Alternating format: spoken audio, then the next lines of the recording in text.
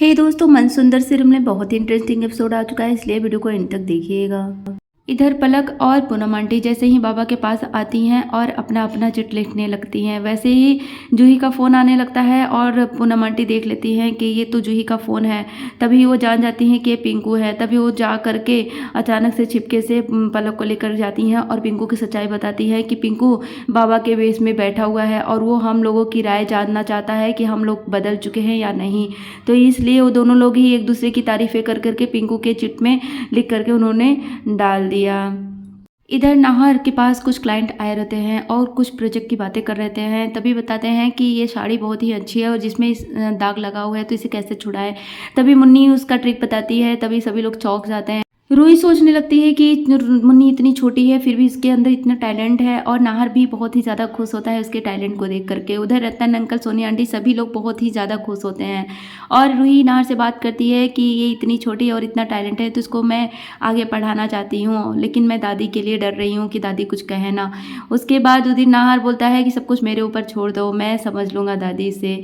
उसके बाद जैसे ही नाहर रूही दोनों ही बात कर रहे होते हैं, तभी सोनी आंटी आती हैं और बोलती हैं कि बेटा कल छोटी दिवाली है और उसके लिए कुछ सामान लाना है पूजा के लिए, तो ये पूजा की लिस्ट ले रही हूँ, जा करके सामान लाओ। तभी मुन्नी मना करती हैं बाहर जाने के लिए कि कार में खतरा है, आप लोग मत जाइए प्लीज़। तभी वहाँ अचानक दादी जी आ जाती हैं और मुन्नी का हाथ पकड़ करके ले जाती हैं। बोलती हैं बहुत छोटी है, इसको मैं काम करने के लिए लाई हूँ, तो ये महारानी बनी बैठी हैं। उसका हाथ पकड़ के ज़बरदस्ती उसके रूम में लेकर के जाती हैं और उस बहुत ज़्यादा ही दादी को गर्मी लग रही होती है। तभी वो बोलती हैं कि मैं स्विच ऑन करती हूँ पंखे का। जैसे ही स्विच ऑन करने जाती हैं वैसे उनको करंट लग जाता है और मुन्नी वहाँ से चली जाती है और वो सोच में पड़ जाती है कि उन लोग चले गए। उधर नाहर और रूही दोनों ही एक दूसरे से बात करते हुए जा रहे थे, तभी ब्रेक फेल हो जाता है नाहर का और रूही घबराने लगती है कि मुन्नी सच कह रही थी कार में खतरा है और नाहर क्यों हम लोग आ गए हैं, बहुत ज़्यादा डर रही थी। तभी नाहर बोलता है कि ऐसा वैसा कुछ नहीं है, कोई ब्रेक फेल नहीं हुआ है, सब सही है। उसके बाद रूही और नाहर दोनों ही एक दूसरे से बात करते हैं कि इस बार दिवाली पर क्यों ना हम लोग मुन्नी के लिए भी कुछ गिफ्ट लेकर के चलते हैं।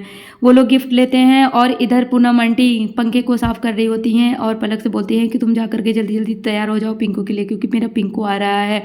तभी पलक की माँ आती हैं और उसकी पूनम आंटी की सच्चाई जानने के लिए केली के छिलके फेंक देती हैं नीचे। तभी पूनम आंटी पंखे पोंछते पोंछते और अचानक से गिर जाती हैं और कुछ खरी खोटी सुनाती हैं पलक की। इधर रतन अंकल सोनी आंटी से बोलते हैं कि मुन्नी की बहुत सारी आदतें नाहर की माँ के जैसे मिल रही हैं और उसकी मुझे याद दिलाती हैं। यह सब बातें मुन्नी सुन रही होती हैं छिपके से। तो दोस्तों, आज का एपिसोड यहीं पर समाप्त होता है। मिलती हूँ आपसे एक नए एपिसोड के साथ।